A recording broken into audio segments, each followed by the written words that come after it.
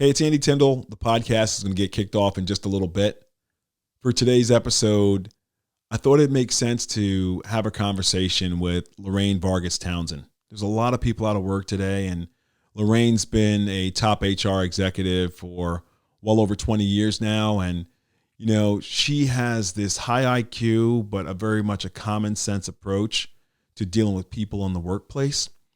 And her main focus is really disrupting the HR world as we know it to transform the way that people are treated. She wants to make it so much more inclusive and diverse at so many companies. For this episode, I'll ask you to think about Lorraine's journey, which is very, very different from what you might expect. I'll ask you to think about what it's like to be 15 years old and drop out of high school based on the idea that you were being bullied because of the labels that society put on you. And then I'll ask you to think about her techniques that she used to get multiple positions at multiple companies. What she was doing was so different because she was actually coming up with a plan to fix companies before she even got hired. She wasn't even planning on answering the interview questions the right way. She was just planning on fixing these companies. And then listen as she talks about her advocates, her allies, her mom, to help prop her and propel her to higher spots in those organizations. Hope you really enjoy this episode.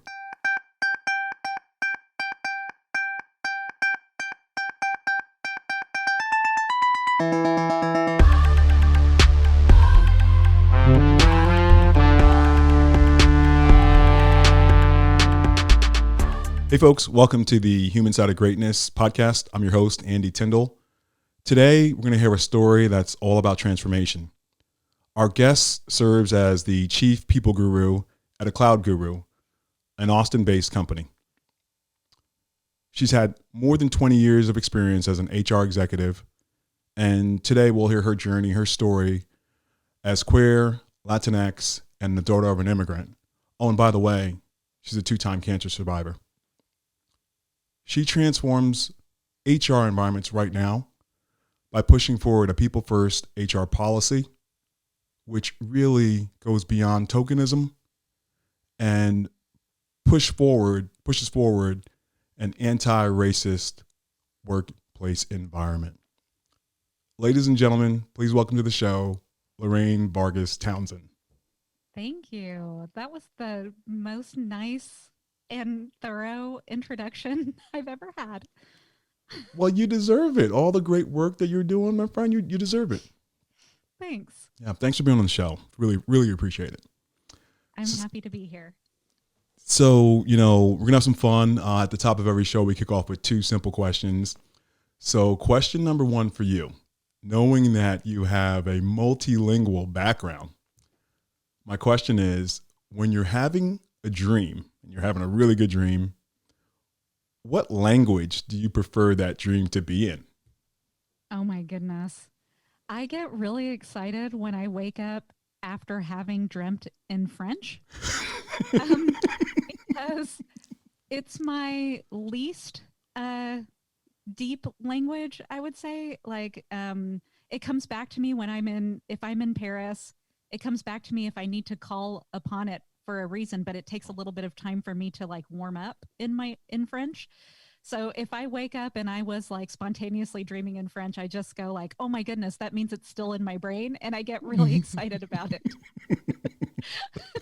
That is a great one. That is a great one. All right. So, second question. What's your favorite, most vivid childhood memory with your family? Ooh. Well, it's going to be kind of mean. That's great. I love it. Let's go. Let's go. But it's funny. So I have a brother and sister who I'm just so close to. They're my best friends. Like, we go on vacation together without our spouses or our kids. Like, we really, we're all in our 40s and we just love being together. Excellent. And I think it's a bit because we were raised in a bit of a like trauma and unstable environment, right? I think that makes siblings just really close. But my brother's name is Lee and my name is Lorraine. And so my brother and I always ganged up on our sister, whose name is Jeanette, because her name started with a J. That's It's so great. dumb. Um, but um, there was there was this time after my mom and dad got divorced, and we were still in our house in Channelview, Texas. And it was like, we were about to lose the house, and so it was like a tumultuous time. But the three of us were so close, and my brother had this friend come over, and we set up my brother's room like a bit like a haunted house, and like his Was friend it was hiding Halloween? under the bed, and my brother made this, like, those like those balls like from Weird Science where you touch them and then the electricity Oh yeah, goes. absolutely. I think we have some Yeah, upstairs right now. Yeah. got it. So I don't know what it's called, I but we don't had know one of either. those things, and we drew this face and put it on top of that, and it was like a scary face. And my sister, I mean, I don't think she could have been 4. Like, I don't know Oh, how she old was she she was was. little And little. we locked her in the room. We locked Oh. her in the room and like just scared her, and we just had so much fun. And it's so mean, but like that's like we were just so close, and it was so funny, and maybe it was trauma inducing, but it's one of my favorite one of my favorite memories because we still laugh about it and tell each other these stories. Boy, that sounds terrible. No, that's great. That's great because like it was like her initiation into It the was. double L gang. It was totally her initiation. And now she's in, even Oh, though her name starts with a J. that's so great, so great. So, fun fact: in my house, there are 4 ATs. So I'm obviously Andy Tyndall, but my 3 kids, Aubrey, Aaron, and Alex, all ATs. And we always tease my wife because she has not taken my last name as yet. And yes, I Oh, said it. She has not taken my last name as yet. So all 4 of us always tease her about not being an AT, but there it's you it's go. all I good. don't know. So There's something deep in that when it comes to families. absolutely right, Matter. absolutely right, absolutely right. So talk about. I want to hear about your family because your story is really just amazing. Me being an immigrant myself, hearing, reading, and seeing all the stories of your family's journey, starting with your mom, is just really really amazing. And so I want to talk about. I would love for you to talk about with the listeners your experience living in Texas, kind of getting going on your journey in life, and how it relates to your mom. Sure. My mom is like my inspiration for everything. She's the strongest woman I know. She's from Colombia, and she left Colombia when she was really young. There was a lot of political violence that was happening in Colombia, and my aunt, she actually was the first one to kind of make it out of Colombia. So she ended up going to Panama and marrying an American guy, and she adopted her youngest sister. So she was the oldest of the 16 kids that my grandmother had, and my mom was the youngest. Hang on. You, And you said 16. yeah, I know my dad's one of 11, but 16 that takes the cake. yeah, right, right. My grandma had my grandma had 16 kids. They didn't all survive, and Yeah, whatever. same. So but yeah, my my aunt was the oldest, my mom was the youngest, and she adopted my mom and brought her to Panama. And at that time, the Panama Canal zone was a US territory. Okay. So my mom was 13 when she came to technically the United States, in Panama, and that's where she met my dad, and then she ended up coming like fully to the United States. So I was the first one born in the United States, and my mom and dad got divorced when we were really young, and so we were really raised in a Colombian house. So my aunt was in Houston. My mom ended up moving to Houston, and we lived with our aunt kind of while mom was getting her feet under her, right? So we all slept in one room. including my grandma. So when my mom married my dad in Panama, they brought her mom from Colombia as well. Okay. So all these Colombian women Yeah. kind of were together in this house. My poor brother was the only guy around ever. Um, so I don't know, I was raised in a family of immigrants and a family of strong Colombian women who are just wild and who, love fiercely and passionately and also just like stir stuff up all the time. So they taught me to be disruptive. They taught me to take a lot of chances. And I think getting a start like that is probably part of the reason why I'm successful. So I'm hearing you talk about all that, and I hear two F's. So I hear family, right? Definitely big time family, but then I also hear fearlessness. Oh, yeah. Yeah, don't think about what's coming around the corner. Let's just get together as a family. Let's just go forward and let's just do it. That was the kind of like the energy that was coming off of that portion that you were just giving to Oh me and my the gosh, listeners. that really does sum it up. Like, I think fearlessness in my aunt, like making her way from Colombia to Panama, like there's a lot of stories and family folklore about that. Like with the political violence was also a bit religious. I don't exactly know all the history of Colombian history, but there was like Catholics versus Protestants and political parties that were tied to those religious backgrounds. And our family property in Colombia got taken over, but not before my aunt answered the door with a shotgun and saying like, "Hey, if like you're coming after my family or our property, you have to get through me first." And I would say that spirit of my aunt lives in every single one of us. Like, I'm getting chills just hearing that story because that's a lot of times that's what it takes. That boldness, that fearlessness to say, "Hey, look, you got to get through me, number one." But then she had the sense in her head, like, you know what, we can't stick around here anymore. We got to go. that's right. That's right. It was fearlessness with action, action Yeah. orientation. Yeah. And I would say there's a third F, and that's faith. And I Yeah. haven't talked about that a lot, but we, when my mom was in Colombia, she uh, met missionaries. My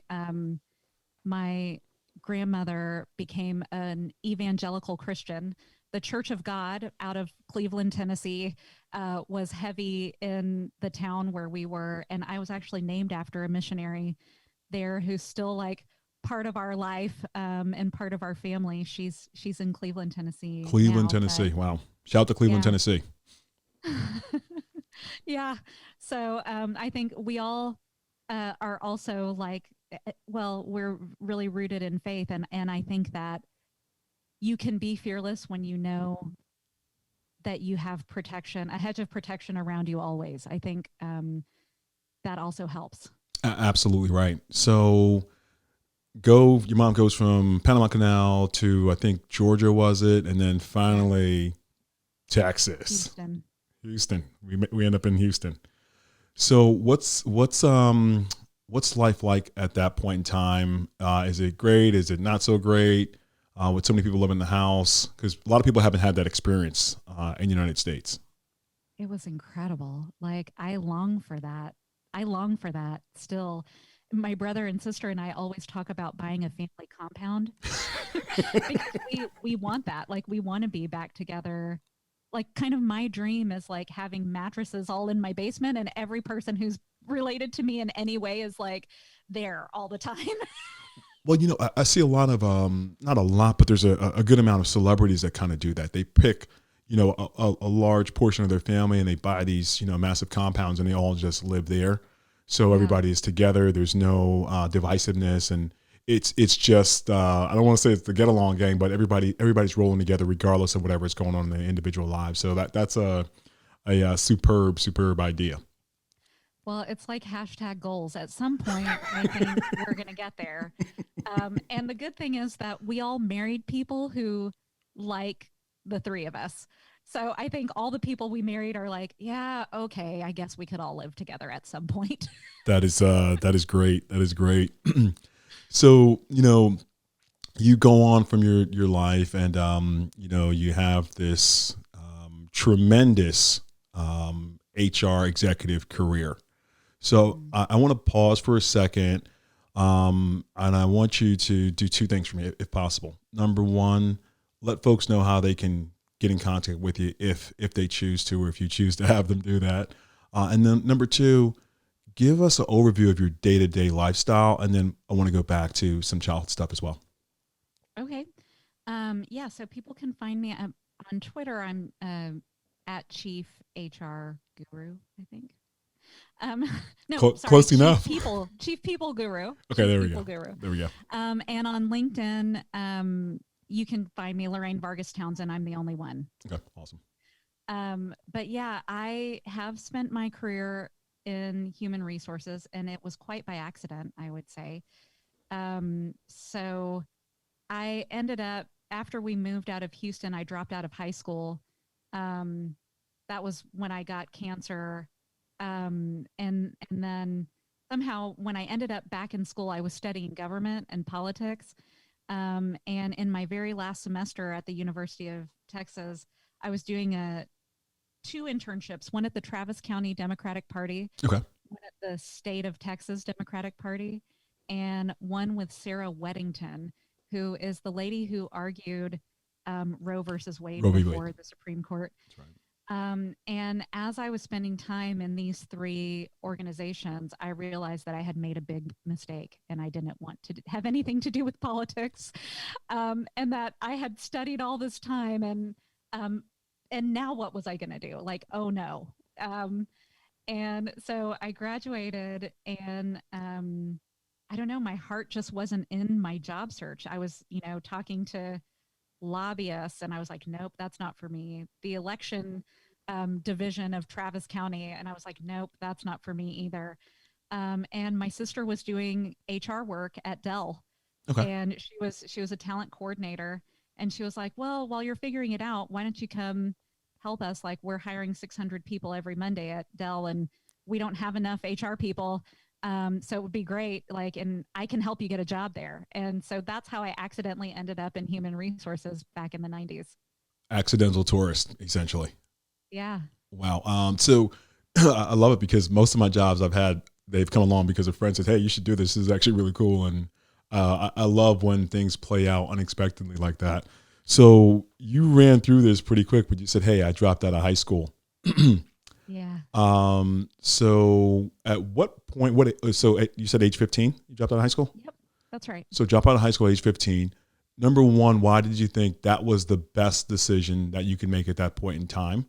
And then number two, what made you kind of reassess the situation and go back to get your GED and go on to the university? Yeah. Yeah. Well, this is a big story. well, let's do it. Yeah. So when I was 15, I was getting in a lot of trouble. So, when you're raised by a single mom and in a bigger city, and your mom has like 4 jobs, you have a lot of freedom, right? Like you just I was the oldest female in a Latino household. So that means I was like mom number 2. Pretty much. Like culturally, that's what happens. So I had all this responsibility, taking care of my siblings, cooking, cleaning, making sure everybody went to school, all that kind of stuff. And then my mom married this guy that was kind of a monster. And, but he had money, and he moved us to Round Rock, Texas. And so all of a sudden we went from like kind of a lower socioeconomic background, a really tight knit family, being super involved in our church, being like the stars of the school. Wow. Kind of everything's like in our corner in Houston. And then all of a sudden we're in this like rich white suburb, in Round Rock, Texas. And I don't know, we just didn't fit there. And it was like everything was always telling us that we didn't fit there. And in fact, my brother didn't fit there. I didn't fit there. But my little sister, I think, was young enough to assimilate at some point. Because that's all she knew. Right, yeah. right. So you're getting this feeling like you're not supposed to be there. Yeah. So like every weekend, my brother would go back to Houston because he couldn't make any friends here. Like it was just like, I don't know, like things weren't going that well for the three of us. And we had a stepdad who was really abusive, Sorry to hear that. who, you know, treated us really badly. Like this won't make any sense to you probably, but like he used to call us the N word all the time. And he used to, like, as soon as my mom wasn't in the house, he would tell us like how lazy we were and like, you know, how awful we were and how we were just like staying in his house for now, but that, you know, we weren't welcome there, basically. I So mean, we that's had that happening crazy. at home. Yeah. And then my mom was also getting like harassed a lot because, you know, she's a Latino woman in a really like a town that's known for its racist past. Like Round Rock Independent School District, they're like known. They call themselves the renowned Round Rock Independent School Districts, Yeah. but what they're actually renowned for is segregation. So when Austin was integrating their schools, all the white folks who didn't want their kids to go to school with anyone who was brown moved to Round Rock, to the renowned Round Rock school districts. And though there had been years since that happened, like there was still like a lot of racial tension. And my mom, you know, was treated poorly. So like I was old enough to notice how my mom was being treated. I'm also super white looking. And she's a few And so shades darker than you, right? she is, yeah. And so people would treat me very differently than they would treat my mom. And I saw that all the time. Then my brother's really unhappy and always going back to Houston. Um, and and then we have this like weird situation at home. So by the time I was like 15, well, you add to that, then I realized that I was gay. And so now here I am in this place where we already didn't belong. And now I'm also gay. And I'm like a typical 15-year-old in a rebellious phase. I'm like, I'm here, I'm queer, get used to it. You know, like I'm like flannel shirts and like a baseball cap and like whatever, like really, really out. Yeah. And You the have to put school up you have district, to put up your billboard, your sign or whatever to make the announcement kind of thing. And the yeah, flannel yeah. shirt might as well have been it. Right. And Yeah. it's like we were saying about my aunt, like it's like fight first, Yeah. right? And so I came out with my shotgun basically like that. And so the school didn't want me there, even though I had a 4.3 GPA, even though blah, blah, blah, you know, whatever. I was always getting into trouble. So I ran away a lot. Like basically, I don't know how I made it through, except that, of course, I made it through. Yeah. Um, but yeah, I ended up dropping out when I was 15, living with different friends and also, you know, people who weren't necessarily friends, and just trying to survive until I got bone cancer. So I got bone cancer when I was 18, and basically that brought my whole family back together. That allowed me to get back into my family and kind of brought my family back together. In that they didn't care if I was gay. They didn't care if I was going to hell. Even they just wanted to make sure that I was taken care That you of, were taken that care I of. was not sick. Yeah. You know, and basically that's when my whole family started going through this journey of acceptance about my orientation. Yeah. So when you say your whole family, not just your siblings and your mom, because I'm not including your stepdad in this deal, uh, No, yeah. but Yeah. your real family in Houston area. Yeah, I mean, I would say I was afraid of my aunt. So I didn't really ever come out to my aunt. And now she has dementia. And I still try not to come out to her because I'll have to do it like over and over and over again. So I wouldn't say that that was fully successful, probably. But like my brother had a hard time when I came out. And he's definitely like, he walked me down the aisle when I married my wife. Great. My mom had a hard time and she walked my wife down the aisle. You know, so I think it was really a journey, and it started me getting cancer that time really set us on a healing path, I would say. They put in my interpretation here, it seems like they put life and living above the label of your sexual orientation. Yeah, that's right. Everything that they were feeling, the fear that they had or the worry that they had about my soul, I was also having that. Like I was raised, in a really religious background, in a really evangelical background. And I would say I had a lot of internalized homophobia that I was struggling through.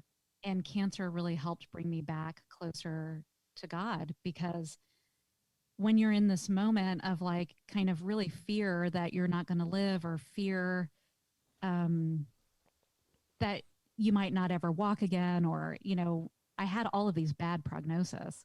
And I just remember sitting on uh, this table. I was about to get a procedure done at MD Anderson in Houston. Okay. And I just remember they were saying, like, whatever you do, don't move, because if you move, we have to do it again. And this is really going to hurt. And I'm like an 18-year-old kid and I'm like terrified. And all I could do was start singing hymns.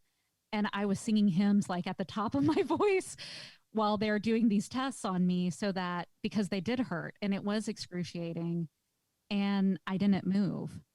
And I think in that moment, I had a connection back to kind of the love that God always had for me and never took away from me. But I needed something to help me realize that I was okay. And I think once I started kind of working through that thing, it also helped my family to start working through it too. I love it because, we started off this really talking about immigration to the U.S. and surviving the early parts, surviving a lot of, the bad behavior with stepdad and that sort of thing. But then now it seems like there's a pivot to growth, like spiritual growth for you, because now you have this real connection, with the big man upstairs, and it is taking you in a different direction, a different level of I don't want to say confidence, but confidence in knowing that he loves you, right? Yeah. Right. Yeah, it is confidence. It is completely, right? And yeah, well, that's the point where everything did start to turn around. So that's when I started working at Dell, when my career started taking off. I, Dell was a company that was very LGBT Yes. friendly. Yeah. And even though it was the 90s and it was Round Rock, Texas, like they offered domestic partner benefits. Like that was a huge deal back then. And basically, I felt like I could kind of be myself, right? And I am doing HR, and I'm like, wow, I'm actually good at this. Like, and I feel like they gave me a really strong foundation, but all of my confidence was coming back. The confidence from dropping out of high school, the confidence from being gay in a small town in Texas. All of that started to fall away because I started to achieve more and more at work. Isn't it weird how that happens? Like, I think we're so tied to um, the reinforcement that careers can give you, or also like the damage that careers can do. Like, it's really strong on both sides. And Without I a think doubt. that's why I love HR. Yeah, without a doubt. I mean, you're in a position where you get to craft and change so many policies and people's lives in such a succinct kind of way. So are you like 2, 3 years in at Dell and then, you have cancer again? Yeah, yeah. So Dell was kind of moving me back and forth between Austin and Nashville, Okay. which is part of how I would say, if, some of the questions are, how did I get here in my career? Part of it is that I was always willing to move. I was always willing to like take the jump. So I was moving, I moved to Nashville. I was starting up Dell's, um, they had like a HR shared services group in Nashville Okay. that I got to go kind of kick off. And then I ended up moving back to Texas. And I was walking through the hallway, and I just realized that I didn't feel good. So the longer that I started noticing that I didn't feel good, like I think I always know when I have a low grade fever because it's some kind of alarm for me, like, hey, I think your cancer is back. Whoa. And So yeah, I just started not feeling exactly right. I was at my one of my big anniversaries from my bone cancer, and I had gone for a physical, and I was driving back from Houston with a clean bill of health. You're in remission, all the things. And then I got a call from my doctor in Austin saying like, "Hey, I just want you to know that your results came back, and it looks like you have cancer." You're like, nah, doc, it's party time. Like, I'm in Right. remission, doc. It's party time. Come Yeah, on. exactly. I was on 290 or 71. I was like on the highway. My mom's in the car beside me. It's raining. And I'm like, what do you mean I have cancer? Like, I'm leaving MD Anderson. I have a clean bill of health. And she was like, nope, it's cervical cancer. You know, it's going to be okay. Don't worry. And I'm like, are you kidding me?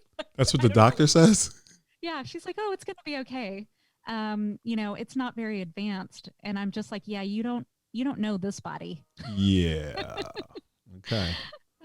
So yeah, second time with cancer was, I'm pretty sure I was at Dell still. Okay.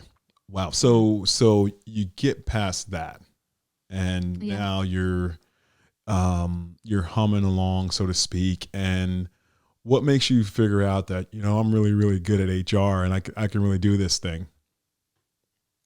Well, I was still at Dell, and this company, Schneider Electric, they kept calling me because they knew someone who worked at Dell for a time, and he had gone back to Schneider, and he was like saying, "Oh, you should hire Lorraine in the HR team." And so they kept kind of like approaching me, and I was like, "I don't know what this is. Like I work at Dell. Like I know what Dell is. I don't know what Schneider Electric is." And well, it's actually because they were coming at me with one of their brand names. So one of their acquisitions is called Square D. And unless you're like an electrical You contractor or wouldn't know someone it. who builds stuff, you wouldn't know what that is. Yeah. So finally one day I just got mad at work, and I pull up my computer. And I'm like, what is this Schneider Electric? And then I realized what an idiot I had been, because I had just been dismissing all their calls and like not really taking an interest in them. And they're like 153,000 employees and like, 120 countries. And my life dream was to work in Spain. And I don't know why. Well, I do know why. It's actually, well, anyway. So No, my tell life tell me dream was, why. I'm like, okay, Spain. so my sister did a semester in Spain while she was in university. And as close as we are, there's always sibling rivalry Oh too. yeah, for sure. And so when she came back from Spain, her Spanish was way better than mine, like so perfect. And I was so irritated because she's my little sister. Oh yeah, she's not supposed to one up you like that. No. And so I was like, I am going to get to Spain, and my Spanish is going to come back with a too. Like, and so I went into this job interview like I've actually gone into every job interview after that one just like this, but it was like with this confidence and knowing that you will give me an offer and there's no way you can resist me. Yeah. And basically, I went into the interview with Schneider. I saw that they had lots of open positions. I happen to know how to fill open positions. So I came in with like a whole plan, like a little binder, because I wasn't that good at PowerPoint at that time. I'm from the 70s. It's all good. So I came in with a little binder, and it was like a recruiting plan. It was like all this stuff, like all like what I think is wrong on their website, why they're not able to attract top talent into their electrical engineering roles. I was looking at their global footprint. I'm like, maybe you should think about this or that. But I knew that it didn't really matter everything that I had put into it. What mattered was that I came in with a plan, You had a plan and for that them. they were going to be completely overwhelmed by that, and that there was no other candidate who was going to come in that prepared. So I knew I was going to walk out with an offer. So of course that's what happened. And I worked there for about a little less than a year before I was invited to an executive development program in Paris. So while I was in Paris, I met every person I could possibly meet. And I was just like, my name is Lorraine Vargas Townsend, and I would like a job in Spain. But you're in Paris. Like Yeah, I didn't care about being in Paris. I was like, I want to go to Spain. I have a very I'm very goal oriented, and Spain was always my goal. And so I guess I left an impression because 6 months later, they called me and asked me if I would lead the executive development programs. Um, but they were like, we're really sorry to tell you that it's in Paris. It's not in Spain, but at least that'll get you closer and you can go on vacation because you'll have French vacation. I was like, That's solid though. That's still pretty solid. The French vacation is I still mean, pretty who solid. on earth Yeah. gets a job offer with an apology that Yeah. it's in Paris? Yeah. We hope this is good enough for you. Right. Right. Wow. Okay. Yeah. So I think that was my biggest career move, right? Like then I'm at the corporate headquarters of a huge multinational company. The chief HR officer became my mentor.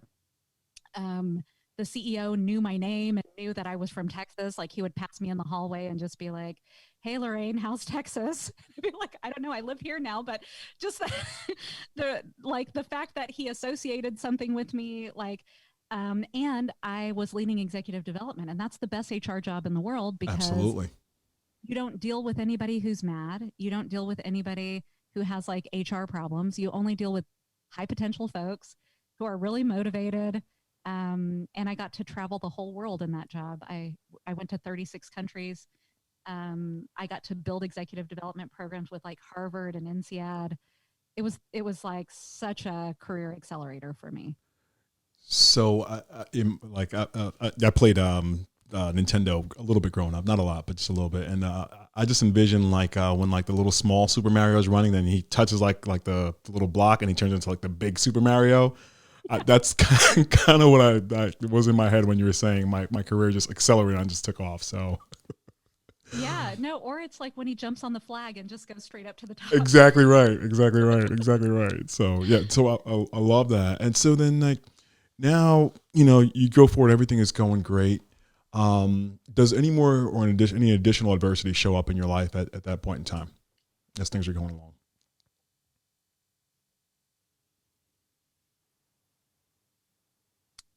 No, not really. I think that was really like just a time of like bliss. Great, great. you No, know, that's like awesome. yeah, we went to Paris with a lot of debt. And we were expats there, so we were able to kind of achieve financial freedom by having an assignment like that. Um, the people that we met while we lived there are still our best friends, and they're in every country. So like we have places to stay and people who will take us around basically in whatever country you can think of. And I think that's just all goodness. It's all goodness. But well, I guess the adversity that did face was then pay equity, but I didn't notice it so much while I was in Paris because I was an expat. But when I moved back to the United States, I was in a vice president role by then. Okay. And I was paid 48% of what my male counterparts were paid. And I knew because I'm in HR. You see all the Right? numbers. Yeah. And I had advocates. I had, guys who were my peers who cared about me and who told me, like, they were like, "Hey, Lorraine, like, we know you're not being paid right. Like, you need to say something and we'll say something." I had two male advocates who were really like my good friends and who did also try to put pressure on our boss and try to make good changes happen on my behalf. And like most organizations, they would give me like a great raise of 15%. Oh wow, amazing. Right, like, and they feel real excited about it and they're looking at you and they want you to be like, "Thank you, thank you, thank you." And I'm like, "Yeah, but I'm still 48%, like now I'm 40% below Yeah, my not male appropriate. peers, so that doesn't work." Yeah. And I think that's when I really started to understand that part of my job is to disrupt HR. Like this kind of thing, it's a thing that we put in place as like, these are the best practices or these are the principles. And like HR becomes like the enforcer of these things that actually perpetuate inequity. And instead of just facing things head on and fixing them, they try to minimize it because they don't want you to go like, oh, okay, great, thanks for the 48% raise. Now backdate it to the day that I got promoted. Or Exactly. like they're afraid of helping employees because they think it'll open a can of worms, and make the problem bigger. But that's exactly what we should be doing in my seat, right? Like we should be opening the worms. That's what we should do for a living. That's exactly it. So you're taking me back to a little piece that I read on Randall's, the supermarket, and a pretty great employee. Yes, your mom was a fantastic employee, but she had a great ally named Veronica. Yeah. And having that allyship with Veronica, and would you say Veronica's work helped your mom to be transformative for her work that she did there at that particular store or organization, I should say?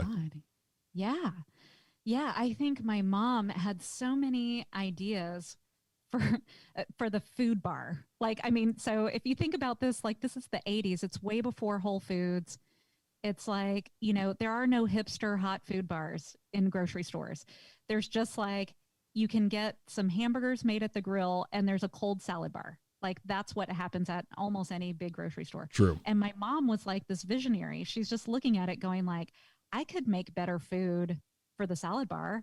And I think we could get people, to come if we use better natural ingredients. Like, so her thing is she took this, the big company Cisco that Oh does yeah, like food supply. all the food supply. So Yeah. my mom takes this big bucket of Cisco eggs and goes up to start talking to Veronica, and she's bouncing an egg on the floor like a little rubber ball. Oh, that's disgusting. But that's what happens when it's sitting in those buckets full of that brine or whatever. It becomes like a ball. Yeah. And so my mom's bouncing the egg to make her point, and she's like, I think we need to buy groceries from our own store and use fresh ingredients to make to make the salad bar. And Veronica was like, yeah, let's try it. Let's see what happens. And so she unleashed my mom's creativity, and basically the store ended up, increasing their profits. And anytime they had a store that was kind of falling behind, they would send my mom in to go transform the salad bar because she could bring the profits up of the store.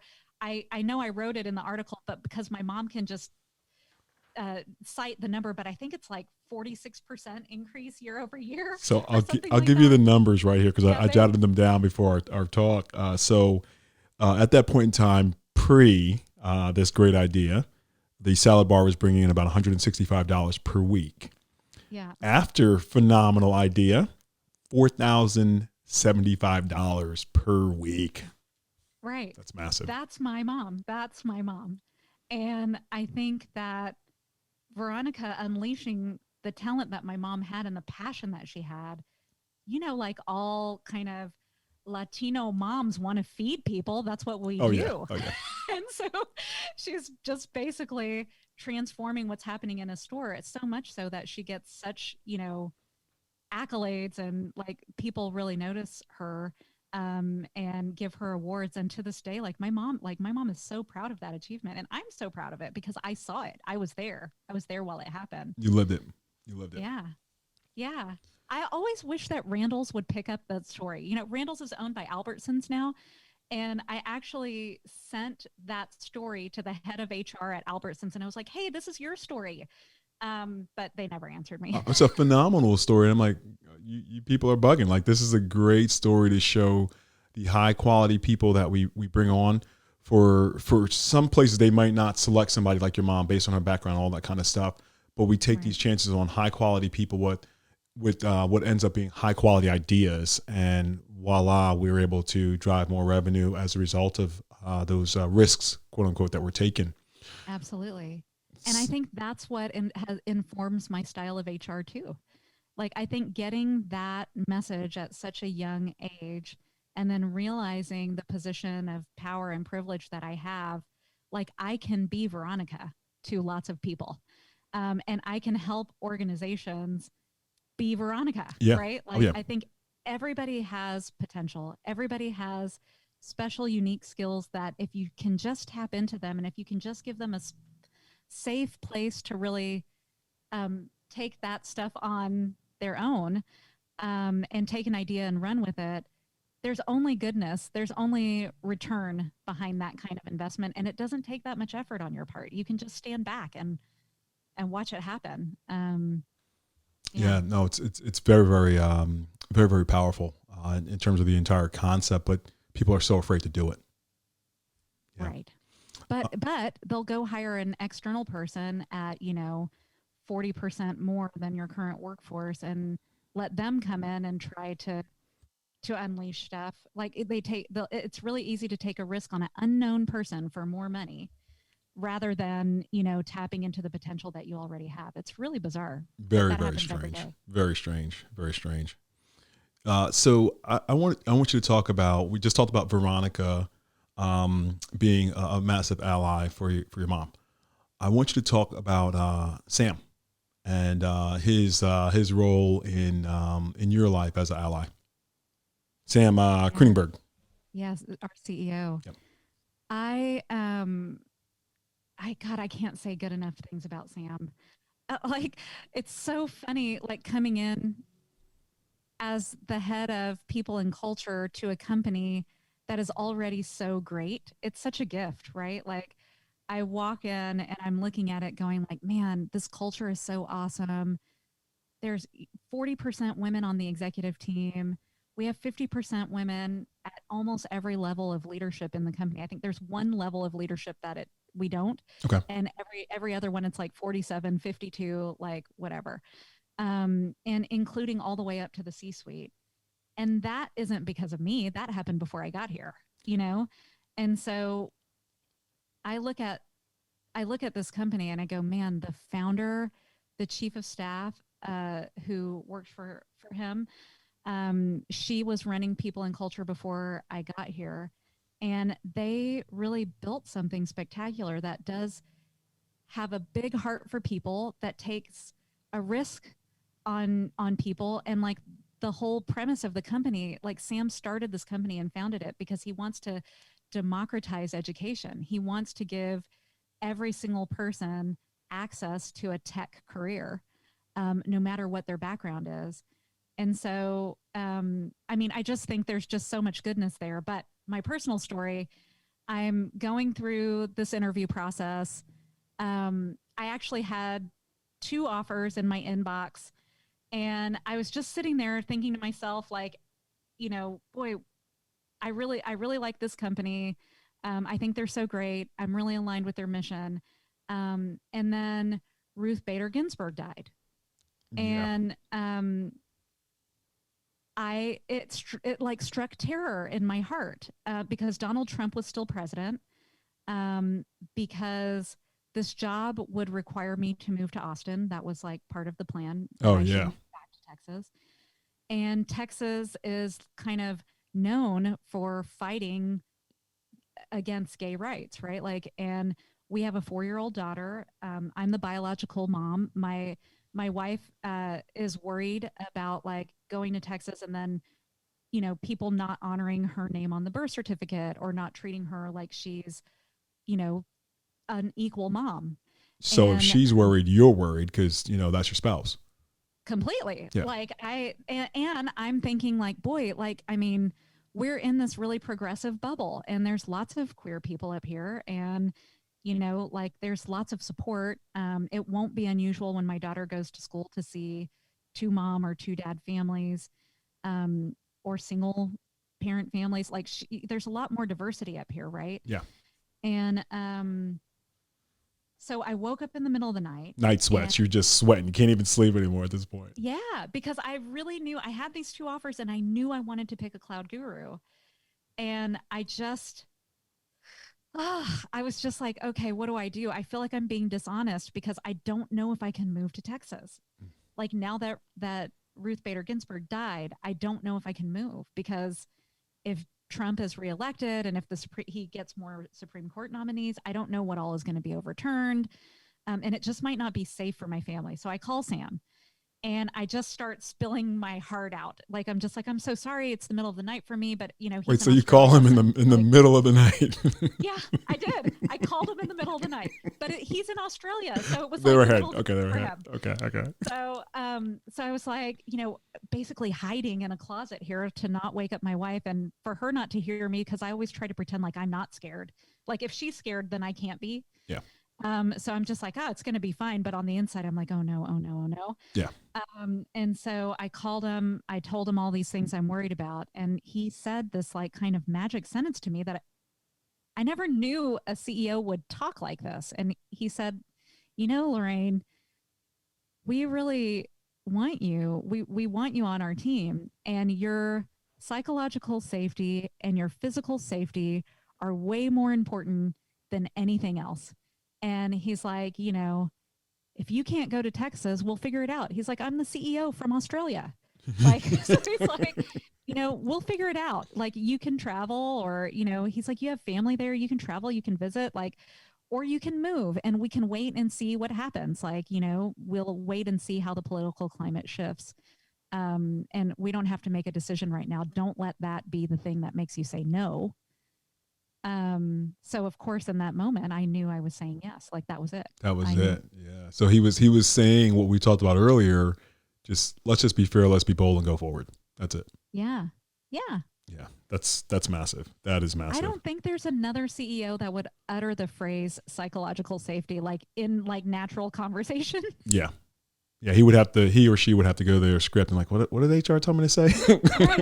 Or 100%, legal. 100%, but that's the way he talks, and that's the company that they created. That's the position I inherited. I feel like I really am like in this period of self-actualization in my career where I can feel that I'm in the right spot, that I'm doing the right things, and that I'm really tapped into my calling. And I've never really felt that before, but it's such an amazing thing. Yeah, really, really impactful. And I know we're coming down a little bit of time here. You do a lot of work as it relates to tokenism and getting past tokenism. Can you talk about that and talk about some of your ideology and your thinking as it relates to changing or transforming the workplace for folks who may be experiencing that or a racist environment or an exclusionary environment, whatever it may be? Diversity is a set of numbers that you can publish, and when they're great, you can pat yourself on the back, and when they're terrible, you can blame recruiting. And you can say like, we need to recruit from a different source, but none of that matters if once people get into your organization, they're treated terribly, they're not paid fairly, they're not listened to, they're not safe, and they can't grow their careers. Tokenism leads to a lot of workplace trauma. And I got to see that firsthand. And so I think that's another pivotal moment for me where I've been like, if there's only one thing I do with the rest of this crazy career of mine, Yeah. it's that I have to influence that. I have to figure out how to take all of these, traditional HR processes and systems and disrupt them and find all the places of bias and exclusion and eradicate it fearlessly and ruthlessly at as many companies as possible. So that's why I say yes to podcasts and, panels and do speeches and serve on boards, is because I can only do it for a cloud guru. And I think we're actually pretty good. But I need to be able to have a bigger impact than that, because I need to fix as many workplaces as possible before my daughter turns 18. A bigger bandwidth. You're getting a bigger bandwidth just for her, for sure. And many others, obviously. Yeah, no, great work that you're doing. So just a couple more questions, or 2 or 3 more questions that I was thinking of here. So you mentioned faith early on, and just wanted to get a sense of, with all the success that you've had, what role does your creator actually play in your ultimate success? I mean, what role does God not play in my success is the right way to say it, I think. I had this moment. I was about to get on stage in front of 1,500 people. It was the biggest speech I've ever given in my life. Oh yeah. I was terrified. I had, one of those like microphones that you can't see, like Madonna. Like all I can think of is Madonna, um, and it's like I don't know, like a TED talk or something. You're Oh, the just ones that listening. go over your ear and like come down to your cheek. Yes, Yeah, I love it. Yeah. right. I had one of those things. There's like, all these big screens behind me, and I was terrified. And I just remember so vividly sitting in the hotel room. I couldn't talk to anyone. I was just rehearsing. I was like, I needed to be like in my closet praying basically before I got on that stage because I was so scared. And I started praying like, God, just please use me as a vessel because I know that this work that I'm doing, it is the work that you put me here to do. And I know that if I can just speak to someone today to let them know that I care about them as a person, not as a human resource, that I want to be here to help them unleash their career and unlock their potential, all of that is to glorify you. There we go. So please just use me, now. And I'm saying that prayer for like hours, but I say it one last time before I get on the stage. And I don't know how else to describe it, except like I think the Holy Ghost just inhabited my body. Like an out of body experience, but the Holy Ghost came Yeah. in and you left. Yeah. And you know what? That was the moment. Like I was on that stage and I said, this is what I'm supposed to be doing. I know that I know that I know that this is what I'm supposed to be doing. And I was getting such good feedback from the audience. And I just felt like I was transcending Oh man. Whoa. everything else. And since that moment, I can really feel that this work is bigger than me and that it really is a calling. And, for me, it's all about God and he is my creator, but that doesn't mean that I'm not helping every single person and you don't have to believe in all of that. Yeah, And of course. you don't even have to like that. Yeah. I come from this place, but I also know that this is helping me do the best work I've ever done in my life. So I would say it's there's not a role that my creator doesn't play. That is phenomenal. Thank you for the amazing answer to that question. So, Human Side of Greatness podcast. I have to ask you, what does a human side of greatness look like to you, Lorraine? Just being dialed into that purpose, right? Like I think everybody has a calling like that. Yeah. And I think the more that you can figure out what that is, it doesn't mean like go quit your job and like, or don't learn the basics or, you know what I mean? Like you do, like I had to spend time doing HR really well at big companies, seeing HR done really bad at other companies. Like I think you have to spend time learning and absorbing and getting good at your craft, but you have a calling. Everybody does. Everybody does. Yeah. It's great. So, final question, and at the end of every show, try to see if the guest has a quote or a motto or a set of words that they like to refer to or they live by, just so the listeners have something to take away in addition to an amazing story. I think the scripture that helps me the most all the time is Psalms 23. And it's so funny. I learned it when I was 5. So like I had to memorize it. Overachiever. I had to memorize it for school. And yeah, it's so funny. And then I think it started to fall out of my brain. And then Sissy Houston has that, the big with the Georgia Mass Choir. Oh yeah. Psalms 23 version of that song. Yeah. And so once that song started coming back into my life, I think the scripture started kind of getting embedded and it was just at the right time. But I think the best part of it is, yea, though I walk through the valley of the shadow of death, I will fear no evil, for thou art with me. But I think actually the big thing is to walk through the valley of the shadow of death and not to set up camp there and not to stay there. And I think when you're going through adversity and when things are happening, that you can kind of get paralyzed and you can get stuck there. But I think just knowing that, you were made to get through it, you just have to keep walking. because, then there's going to be a table prepared for you in the presence of your enemies. Absolutely right. Right. And Absolutely so right. it's really like just the whole story of that somehow, no matter what's going on in my life, I feel like that is a thing that's a good reminder to just keep walking, just put one foot in front of the other, and everything's going to be okay on the other side. Keep moving Somehow. forward. Love that. That one's a fantastic one. Yeah. And so, I just thought about this too. You said with Sissy Houston, the scriptures seep back into you because it came via a song.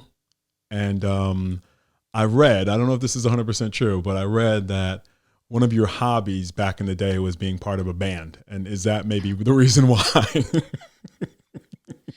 Yeah. Well, so when I was a little girl, I never thought that I would be like on stage giving speeches. I thought I would be a rock star or a gospel star. I didn't know which one. That's Like great. on one path, I was probably going to marry a preacher, and then I would have been a gospel star.